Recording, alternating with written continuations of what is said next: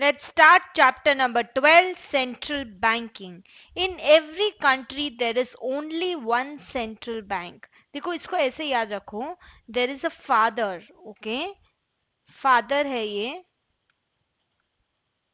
और उसके बच्चे हो सकते हैं अनेक. So ये है child. Child 1, child 2, child 3 and so on. Father एक ही होता है. तो हमारी सेंट्रल बैंक क्या है? Like a father. Commercial bank बच्चे. So there can be only one father and there can be many kids. Commercial banks बहुत हो सकती है लेकिन सेंट्रल बैंक एक कंट्री में एक. In every country there is only one central bank.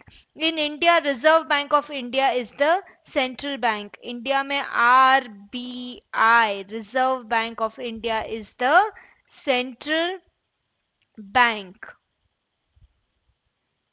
It was established as Shareholders Bank in 18th April 1935. It was nationalized on 1st January 1949. Easy है date 1st January. साल का पहला दिन 1st January 1949. In USA, central bank is known as Federal Reserve System. USA में क्या बोला जाता है इसको? Federal Reserve System.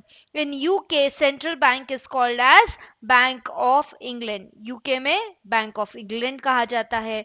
Before nationalization of RBI, government had only nominal shares of 2,22,000. ये भी इजी है याद रखना.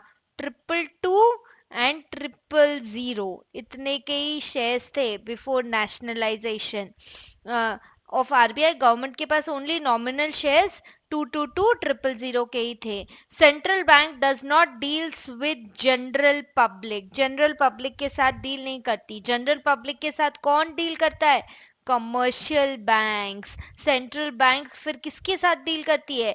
It deals with bank in banks के साथ and government. So it is bankers bank. Bankers bank कौन हुआ? Central bank. Bankers bank that is central bank. जो रिजर्व बैंक ऑफ इंडिया है इंडिया में वो डील करती है कमर्शियल बैंक्स के साथ और गवर्नमेंट के साथ. Central Bank main objective is not to earn profit. Its aim is to produce banking sector. Its aim is to promote banking sector and achieve financial stability. Profit making organization नहीं है. Main aim profit बनाना नहीं है. Banking sector को promote करना है and achieve financial stability. Current governor of RBI, जो अभी current governor है गूगल पे देखो, नाम लिखो. During inflation bank applies dear money policy. During deflation bank applies cheap money policy. ये समझेंगे आगे.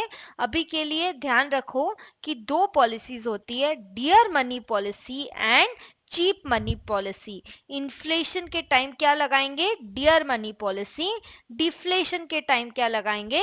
Cheap money policy. ये क्या होती है आगे के वीडियोस में हम आपको समझाएंगे.